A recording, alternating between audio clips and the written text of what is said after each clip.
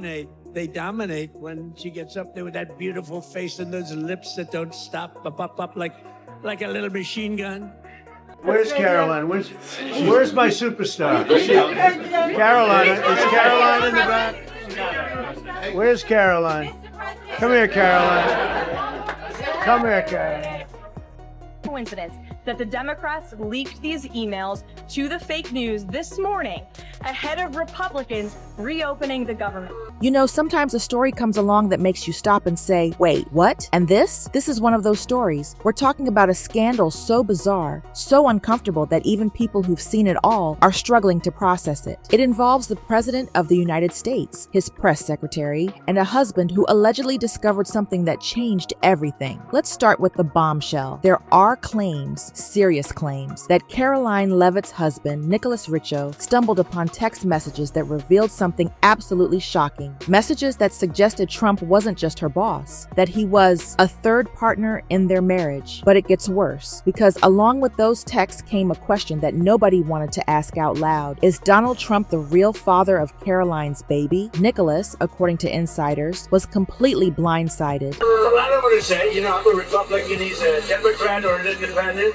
And here's the kicker. People close to the situation, they claimed they'd suspected something was off for months. And honestly, it's not hard to see why. Because Trump's fixation on Keroline, it was becoming impossible to ignore. If you've been paying attention to Trump's behavior around Keroline over the past year, you noticed something unusual. The way he looked at her, the way he spoke about her. One insider described it as Trump acting like a lovesick puppy whenever she walked into the room. Let's talk about Pennsylvania. Trump was there to give a speech about economic reforms, but something happened. Mid-speech, Trump completely lost focus. And who did he lock onto? Keroline Leavitt. Even brought our superstar today, Keroline.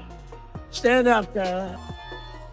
What came out of his mouth next? It went way beyond a professional compliment. Trump didn't just praise her work. He went straight to talking about her face, her presence, her physical appearance. And the crowd, they noticed. Confusion rippled through the audience. The energy went from celebratory to deeply uncomfortable. Trump's attention zeroed in on one specific thing, her lips. He talked about them. Television, Fox, they dominate. They dominate when she gets up there with that beautiful face and those lips that don't stop, up like a little machine gun. At length, with this look on his face that made everyone feel like they were intruding on something private. The audience didn't know what to do. There was this awkward pause. And normally, when a politician realizes they've said something off, they course correct. Trump, he doubled down. And according to insiders, that moment was a turning point for Nicholas. Everything started clicking into place. Nicholas had heard rumors before, but he'd brushed them off. But after that speech, after seeing his wife praised like that in front of thousands of people, the late night started making sense. The constant proximity to Trump, the way Keroline had been acting was different. Pennsylvania wasn't a one-time slip-up. Back in August, Trump appeared on Newsmax, and once again, Keroline came up. He spent almost a full minute describing her lips, again, on camera. I didn't realize she'd be in the room, but she's on my list. Keroline Leavitt. She's become a star. It's that face, it's that brain, it's those lips, the way they move like she's a machine gun. Is she in the room? She's in the room. She's a star, and she's great. She's a great person, actually, but she's, I don't think anybody has ever had a better press secretary than Keroline. She's been amazing. Mr. President. That's when the nickname started floating around. Machine Lips Leavitt. People weren't laughing. They were disturbed. Then came October. Trump was on Air Force One doing an interview about foreign policy. But mid-interview, someone brought up Keroline's pregnancy. They asked if Trump was considering replacing her. Trump cut the interviewer off. Firm. No. But he didn't stop there. Immediately, he started praising her appearance again. Not her work. Her appearance. How's Keroline doing? Is she doing good? How you doing? Should Keroline be replaced? Huh? That's up to you, sir.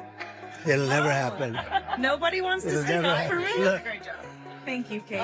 That face and those, Katie, and those lips, they move like a machine gun, right?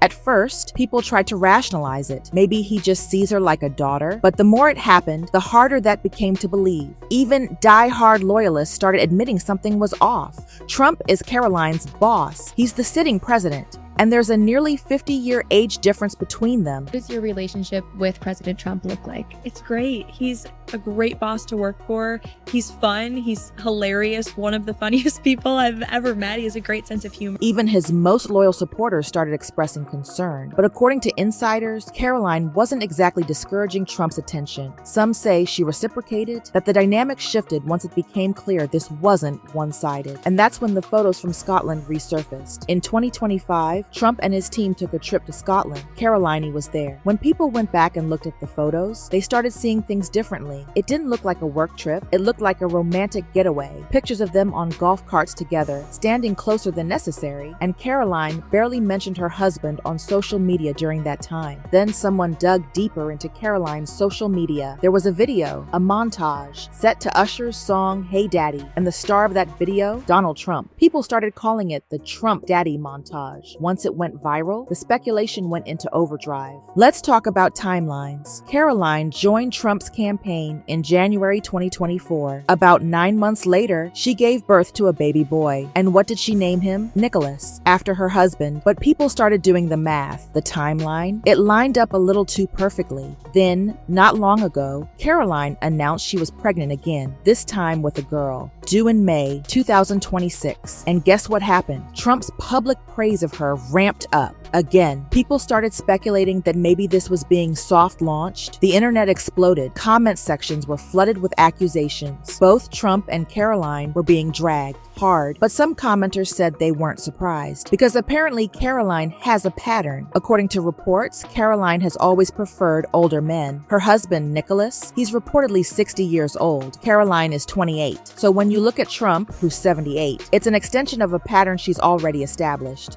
But it's not just Trump and Keroline under scrutiny. Trump's daughter-in-law, Lara, came to Keroline's defense publicly, and the way she praised Keroline, it sounded eerily similar to the way Trump talks about her, which raised another question. How much does the inner circle know? Trump's team is unusually protective of Keroline. Too protective, some say. That's led to speculation that people in Trump's orbit have known about this for a long time. Some allegations get darker. There are suggestions that Trump may be exerting some kind of pressure. People have pointed to Trump's alleged Epstein connections. They've pointed to the way Keroline's entire style reportedly changed after entering Trump's orbit. And they're asking, is she complicit or is she being controlled? This isn't the first time Trump's comments about women have raised eyebrows. There are old interviews where Trump talks about his own daughters in ways that make people uncomfortable. What does Tiffany have of yours and what does Tiffany have of Marla's? Well, I think that she's got a lot of moral. She's really a beautiful baby, and she's got Marla's legs. We don't know whether or not she's got this part yet, but time will tell. That infamous comment about Ivanka, where he said if she weren't his daughter, he'd probably be dating her. I don't think Ivanka would do that inside the magazine, although she does have a very nice figure.